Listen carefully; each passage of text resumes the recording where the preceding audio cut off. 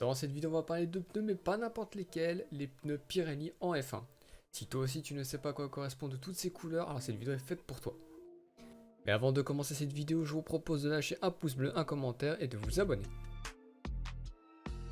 Il existe 5 types de pneus de la gamme Pirelli en F1, ils vont de C1 à C5, du pneu le plus dur au pneu le plus tendre, en passant pour ceux qui sont faits pour la pluie.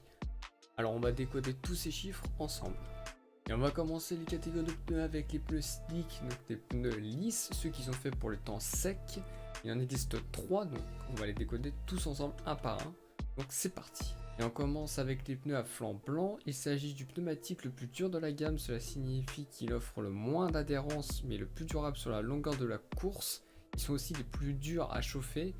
Ils sont notamment utilisés pour faire de longs relais. Et son temps de vie est estimé entre 35 à 45 tours. Ensuite, il y a les pneus jaunes. C'est le pneumatique le plus polyvalent de la gamme, une durée de vie moyenne avec une performance moyenne. Il est entre le pneu le plus tendre et le pneu le plus dur. Son temps de vie est estimé entre 25 à 35 tours.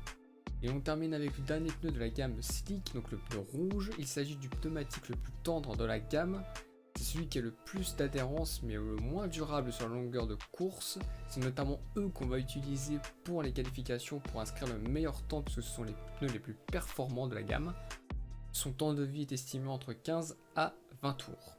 Maintenant on va parler des pneus pluie, donc on va commencer avec les intermédiaires, ce sont les pneus verts. Les intermédiaires sont les plus polyvalents des pneumatiques wet, donc pluie. Ils peuvent être utilisés sur une piste humide sans eau stagnante mais aussi sur une surface sèche.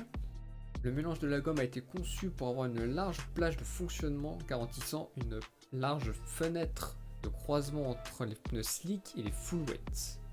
Et maintenant on va parler du dernier pneu pluie, donc les full wet, c'est les pneus bleus. Ce sont les pneumatiques full wet qui sont plus efficaces pour les fortes pluies. Ils sont capables de disperser une quantité impressionnante d'eau. Mais s'il pleut abondamment, la visibilité plutôt que l'adhérence pose problématique, entraînant parfois l'arrêt des courses. Le profil offre une résistance accrue à l'aquaplaning, ce qui donne aux pneumatiques plus d'adhérence en cas de forte pluie. En résumé, il faut bien choisir ses pneumatiques avant chaque course en fonction du temps, de la longueur de la piste et la dégradation des pneus afin d'avoir la meilleure stratégie pour finir la course et la remporter. J'espère que la vidéo vous aura plu, en espérant que vous compreniez mieux la différence entre chaque pneu. Sur ce, moi je vous laisse et je vous dis à la prochaine.